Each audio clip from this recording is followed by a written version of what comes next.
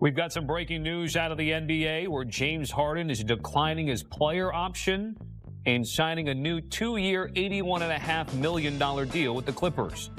That's according to ESPN. He was set to earn just over $36 million next season on his old deal, but opted out for a longer one with a higher salary. Harden entering his third year in L.A. with the Clippers and was named to his 11th All-Star game last season, averaging a team-high 23 points, 9 helpers, and 6 boards per game. All right, the deadline came and went, and here we go with the James Harden news. John Gonzalez and Sam Quinn to break it on down. So, John, I'm going to give you first word here. Thoughts on this new 2-year deal? Yeah, the question, Tommy, wasn't whether or not, excuse me, James Harden was going to stick around. It was whether or not he was going to pick up that player option or opt out and get a new deal. That's what he ended up doing. The question for us, and Sam and I were just discussing this, was whether or not that number would disqualify them from using the full mid-level exception. Sam's better on this than I am, but he'll be able to explain it. But it looks like they will be.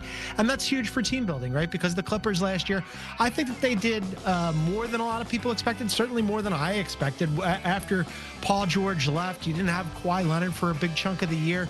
James Harden was really good. That defense was really good. And they end up giving the Denver Nuggets all they can handle in that first round. So James Harden, you know, different stops vary. Your mileage may vary on James Harden, but he had a pretty good year last year. So the Clippers wanted him to stick around. And I think this works both ways. Yeah, I think this is a good deal for both sides. I mean, for Harden, obviously, he gets the salary bump this year. The Clippers get the partial guarantee on the second year. Useful in case they need to move on. But the number to watch here is that first apron figure, right? Before this, if Harden had just picked up his player option, they were going to have around $20 million in wiggle room to improve the roster, use the full mid-level exception, make unbalanced trades, perhaps use the biannual exception. They dip into that flexibility a little bit because they do bump James Harden's salary. They're still going to have enough room to use that full mid-level if they want to. They could split it across multiple players. I think the things to watch for them moving forward in the offseason: backup point guard and backup center. They really struggled whenever James Harden went to the bench last year on offense. Kevin Porter Jr., Bogdan Bogdanovic, those guys didn't cut it. They've been linked to Ty Jerome. They've been linked to Chris Paul. And then behind Ivica Zubac, they haven't really had a reliable backup center. So I wouldn't be surprised to see them chase a big as well. I think they still have the flexibility to get both if they really want to. So they got Harden on a good number. It's not a long-term commitment. And their balance sheet now is relatively clean for that summer of 2027 when there are a lot of good free agent stars lined up. If they want to remake the team after that, after Harden and Kawhi Leonard expired, they'll be able to do that. All right, so Sam, again, just to be very clear from what you and John are saying, they've had flexibility to now then be aggressive. Is that the take here? Yeah, I would say so. Now, I'm not expecting them to go out and say trade for a star, right? I think they have the core of the team that they want, and I think they're thinking a little bit longer term, right? They only have Harden on a 2-year deal. That aligns his contract with Kawhi Leonard's. He obviously signed an extension during the 23-24 season. They now both expire in the summer of 2027. You want to be competitive in that time, right? You want to get better. You want to address those holes at backup point guard and backup center. They'll have the room to do that. But I would be surprised if they made a big swing where they say gave up multiple draft picks or they added somebody on a really expensive long-term deal. I think the timeline they're looking at right now is you have these 2 more years with Kawhi and with James Harden when they're still hopefully at the level they were last year, which was an all-star level. If you have that, you can shore up the edges. They pushed Denver to 7 games, and Denver pushed Oklahoma City to 7 games.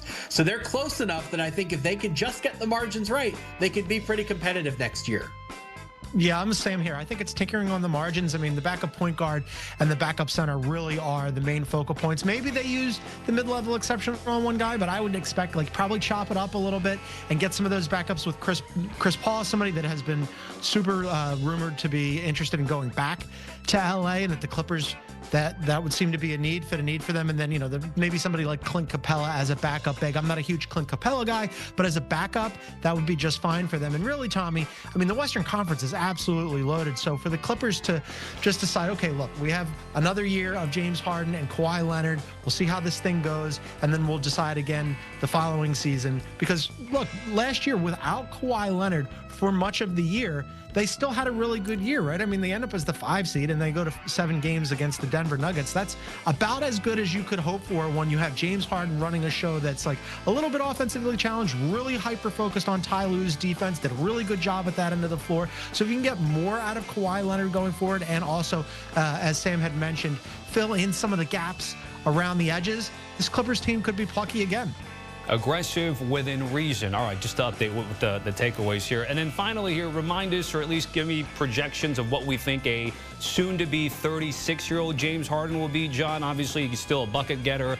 Fantastic season here, but this new 2-year deal will get him, what, 36, 37 years old now. He's getting up there in age. Yes, he is getting up there in age. I was out on James Harden last year. I will be the first to admit that I was one of the guys who said, look, I think James Harden has reached the end of the line here. And he had a good season. Now, the problem here, Tommy, is that good regular season James Harden often shows up. Just as inconsistent, where did he go when it really mattered in the postseason, James Harden frequently shows up, as it did at times last year, as he did in previous stops, certainly with the Philadelphia 76ers, the Houston Rockets before that. We'll put the Brooklyn Nets off to the side for a second. Look, James Harden is a very talented player. There's no doubt about it. But you're right. I mean, he's getting up there in age. But I just think, like, if you're the Clippers, this was a marriage of convenience when they brought him over from the Sixers. It worked out pretty well on the whole. Again, a little rough spots in the postseason. I just think, like, there was never a world where he probably wasn't coming back this year. So you roll the dice again, and you hope maybe he has a better postseason moving forward. Yeah, James Harden has never exactly been known for his conditioning. Let's leave it at that. So I would be a little bit nervous about how he ages. I will say he is a player now, especially, that relies a lot more on strength than speed, right? His best trait on offense was always his ability to decelerate. So it doesn't matter quite as much how quick that first step is. He has other ways to beat you, but I would be a little bit concerned how he's going to look. But the Clippers baked that into this contract by giving him the partial guarantee on the second year. If they do need to get off of him early, they can. If they need to use him as a big expiring contract in a trade next offseason, they can. So all of those concerns are valid. I do think the Clippers have prepared for it, and I don't think they're going to say throw a bunch of first-round picks in and think, we have James Harden, we're like an immediate championship contender, we have to go all the way in.